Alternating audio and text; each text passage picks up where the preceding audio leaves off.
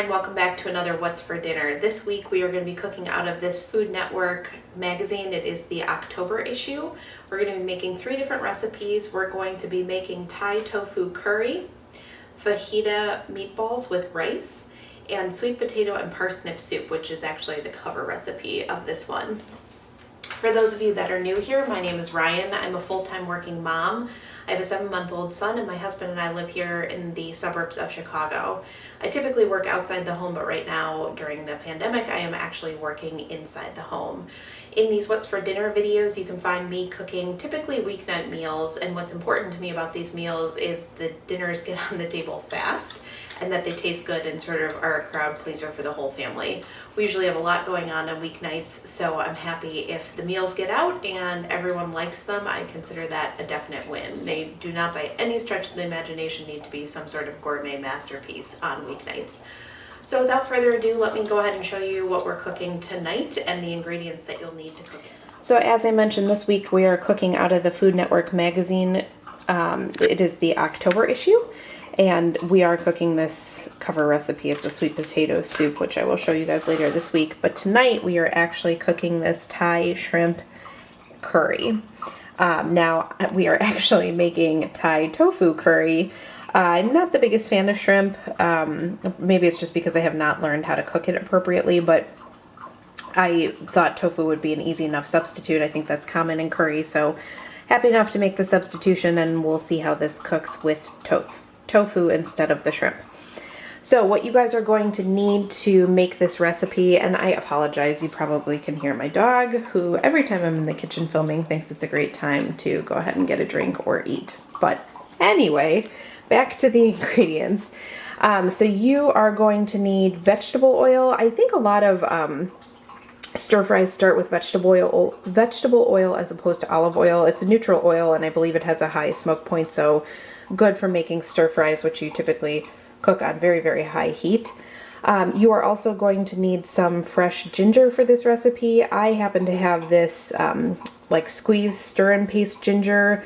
I've been using this instead of buying a ginger root simply because I think it's easier to keep on hand, and I think it has good flavor. So I actually have been really happy with this. I think I've used it in 3 or 4 recipes already. So I will use that. You will need garlic.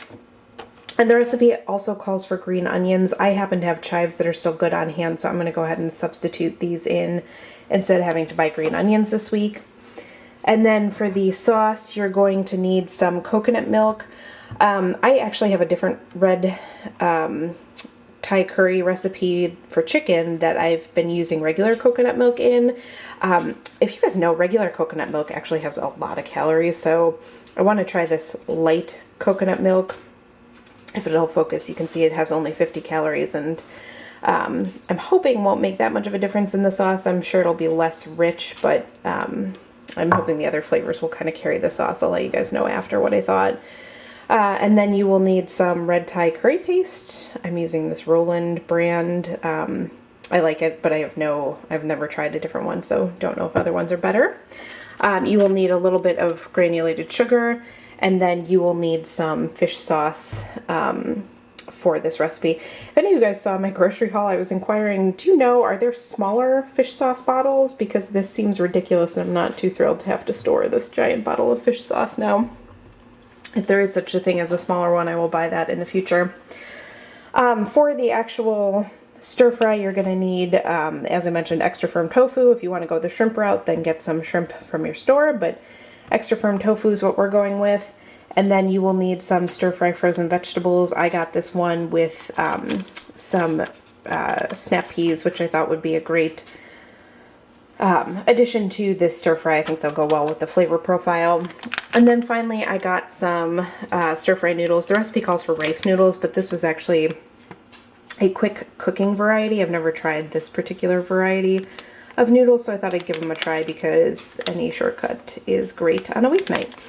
So I'm going to go ahead and get this meal put together. To be honest, it looks like it's going to be super quick. I would guess maybe from start to finish, maybe 20 minutes till dinner, which is great because I'm on my own with my son tonight. So I'm happy enough to have this be an easy meal. I will give you guys the review later.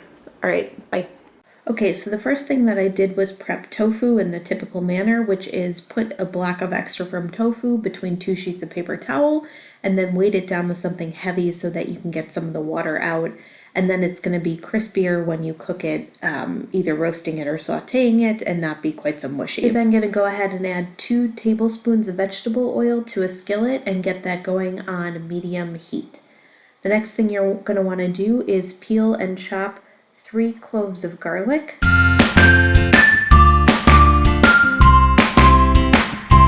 I then also went ahead and cubed up my tofu. Of course, if you were cooking with shrimp, you'd want to get those ready to go in the skillet as well. I went ahead and roasted my tofu in the oven. Just do this as you normally would to get crispy tofu. I would say I typically do it at 375 for about 15 to 20 minutes or until it's crispy, and I'll usually flip it halfway through. I then went ahead and chopped up some chives to go in the dish. The dish actually calls for 4 scallions. I had chives on hand and just used that. I then put the garlic in the pan as well as 1 tablespoon of ginger and got that going over that medium-high heat. I also added a pinch of kosher salt, and then I added 2 tablespoons of Thai red curry paste and got that stirred until everything was well combined.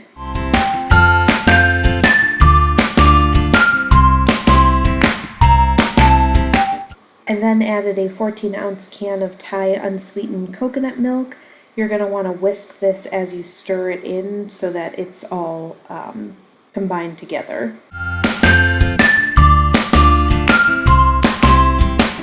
You then want to add 2 teaspoons of fish sauce as well as 1 tablespoon of sugar.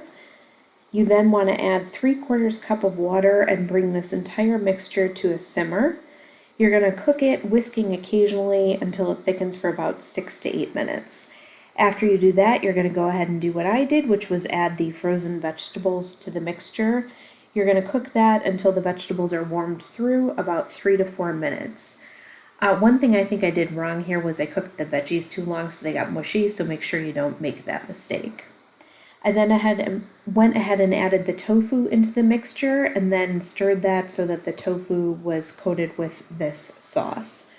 Once you're done with that, you're going to add this to your rice noodles. I had that prepackaged kind. Just scoop some of the veggies, tofu, and sauce onto this to serve, and then add some of your chopped chives to the top for a garnish. At the end of the day, this was not my favorite recipe. I have a Thai chicken recipe that I absolutely adore, so I had high hopes for this, and I just was not super enthusiastic about it. I don't think I would try this one again. The vegetables were mushy and the sauce was just sort of tasteless. Hey guys, it's Ryan. Welcome back to another part of this What's for Dinner video. Tonight we are going to be making fajita meatballs and rice, or at least that's what the recipe claims we're making. We are not. I'm doing a couple substitutions just because of the ingredients I had on hand. But let me go ahead and show you what the recipe is and then the ingredients you're going to need for this one.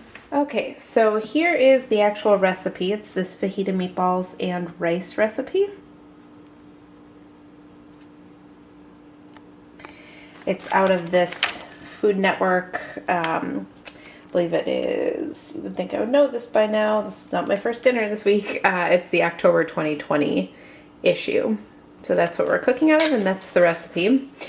So for this recipe, you are going to need these items. You will need, the actual recipe calls for ground beef. I am substituting in ground turkey breast. The actual recipe, the sort of thickening agent for the meatballs is a tortilla that's soaked in water and then added to the meatballs. I am going to take the cheater's way out and just use breadcrumbs. The reason for that is I actually don't have tortillas and I didn't want to buy a whole bag just for using one of them as sort of a filler agent for meatballs. So going with breadcrumbs. I am using ground cumin and chili powder for the seasonings of that, as well as an egg in the meatballs as a binding agent. To go along with the meatballs, there are some sort of fajita vegetables, so you need a bell pepper as well as a yellow onion. Those will get broiled, I believe, actually in the oven. And then the rice you are supposed to be making is almost like a Spanish rice. So it's rice with some salsa mixed in. I don't have rice, and again, I'm just unwilling to purchase rice just for this. I did have this farro on hand, so I'm gonna go ahead and cook the farro and then mix in some salsa. And it's just gonna have to be good enough tonight, guys. This is sort of how weeknight cooking goes around here. And to be honest, let me finish up the ingredients. So you need extra virgin olive oil as well as salt and pepper. I think those go on the veggies. If I'm being totally honest, I will say, yes, I don't have these things around here, but I also didn't put them on my grocery list this week. And the reason for that is there's sometimes that I'm willing to splurge on an ingredient for a recipe if I think it's really going to make a difference. But when there's something that I have in my cabinet that I can easily substitute that will not require me to buy an additional ingredient, I'm going to do it. So you guys will often see that around here, and hopefully you can get some tips and tricks and ideas for how to make those substitutions at home based on what you guys have on hand. All right, I will go ahead and get started cooking. The first thing you're going to want to do for this recipe is prepare your vegetables. I went ahead and chopped both my bell pepper as well as my onions. You're going to want to keep these in like matchstick size pieces as you would normally for any sort of fajita vegetable, as opposed to dicing them into cubes or a fine dice.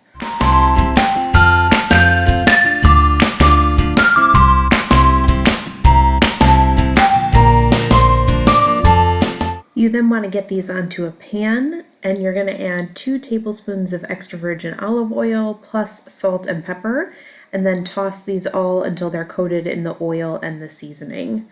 You're then going to get them into the oven where you are going to broil them on high for 15 or 20 minutes until the vegetables are lightly charred.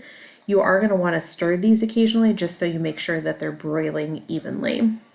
You want to get started on your meatballs next by adding your meat, 1 egg, 2 teaspoons of chili powder, 1 teaspoon of cumin, 3/4 teaspoons of salt, and a few grinds of pepper.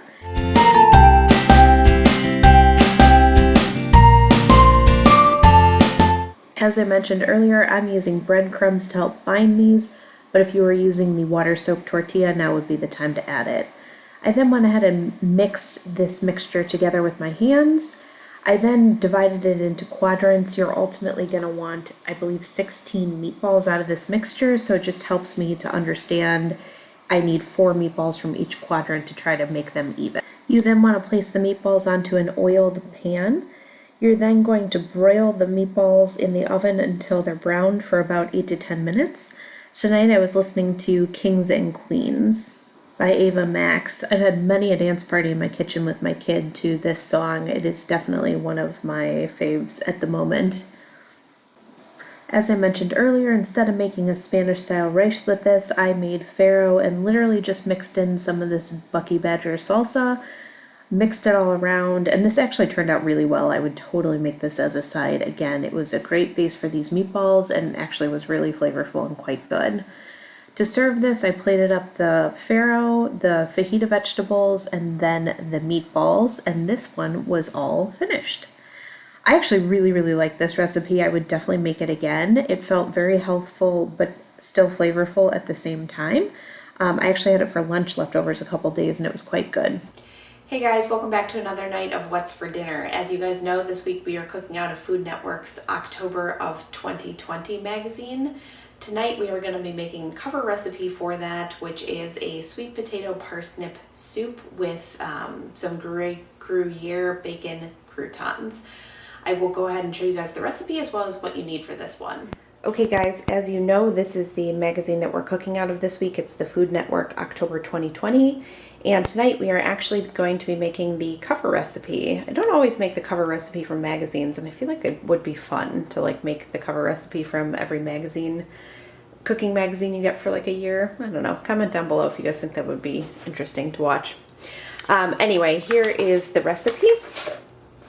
It is this sweet potato parsnip soup with bacon croutons. I'll let you guys take a look. Okay, what you guys are going to need for this recipe is here. So for the actual soup, you're gonna need some olive oil, salt and pepper, and a pinch of cayenne pepper to flavor, as well as some fresh thyme leaves. And then the base of the soup is chicken broth, some parsnips, onion, a couple leeks, and a couple sweet potatoes. I'm actually really excited about this. I feel like I've never had a flavor profile quite like this, and I think it's gonna be good. And then for the croutons that go on top, you will need some sort of rustic bread, Gruyere cheese, and bacon. I'm going to use turkey bacon. I would say to try to make it a little healthier, but gosh, look at this lineup: bread, cheese, and bacon. And can it be healthier? I don't know. But the soup itself actually should be pretty healthy, so it shouldn't be too terrible. All right, so let me go ahead and show you how to turn these ingredients into a nice fall soup. All right, to get started on this one, you're going to want to prep your leeks. To do so, you should cut them in halves lengthwise and then cut them crosswise into half moons. You're then going to want to get these into a bowl of water and make sure you separate all the leeks and swish them around in the water. Leeks tend to be very dirty, so you want to make sure you really clean these very, very well so that there's no grit left in your leeks. After that, you want to get started chopping up 1 large onion. You're then going to prepare 4 teaspoons of fresh thyme. The easiest way to prep this is pull the leaves backwards off the stem and they'll release easily. You're then going to want to add 5 tablespoons of oil. Yes, that's right, I said 5 tablespoons of oil into a large Dutch oven or large pan. You're then going to add your large onion as well as the leeks that you previously prepared. You're then going to go ahead and add a pinch of salt as well as a few grinds of black pepper, and make sure you stir everything until it's well combined. You also want to add 2 of the teaspoons of fresh thyme that we chopped up earlier. You're going to want to cook this over medium heat, stirring it occasionally until the onion is tender, or for about 10 minutes. In the meantime, I went ahead and started preparing my sweet potatoes. I peeled up 2 sweet potatoes, which is about 1 pound, as well as a pound of parsnips, which is 2 to 3 parsnips. I went ahead and peeled these first and then chopped all of them up, which, let me tell you, peeling and chopping root vegetables is not one of my favorite tasks in the world and is definitely a mission. And if it looks in this video like it was a mission, probably because it was.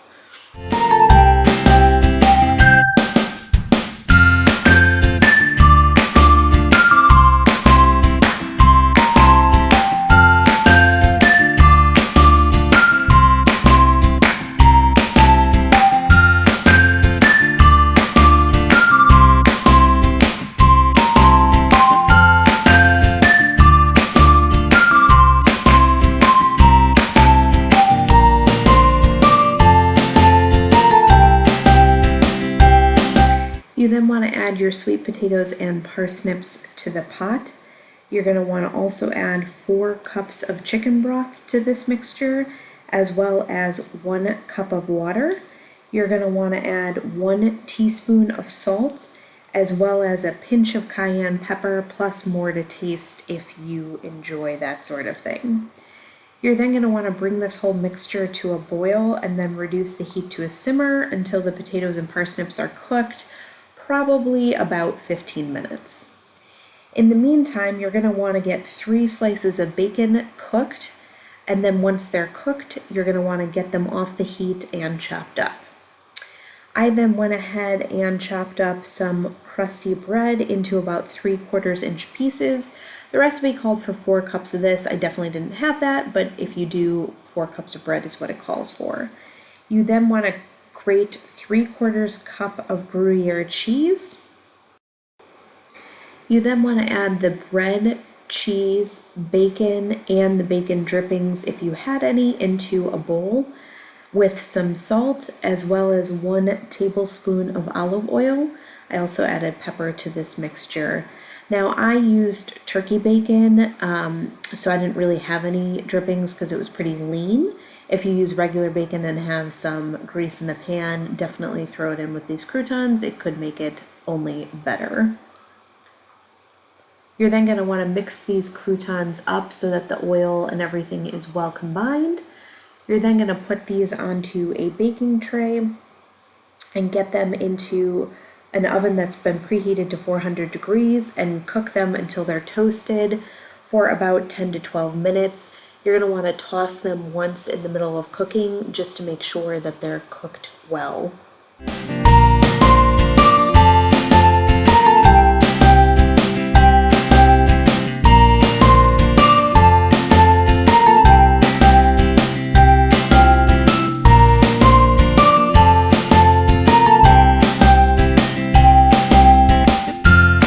The soundtrack for cooking tonight was some Queen Princes of the Universe.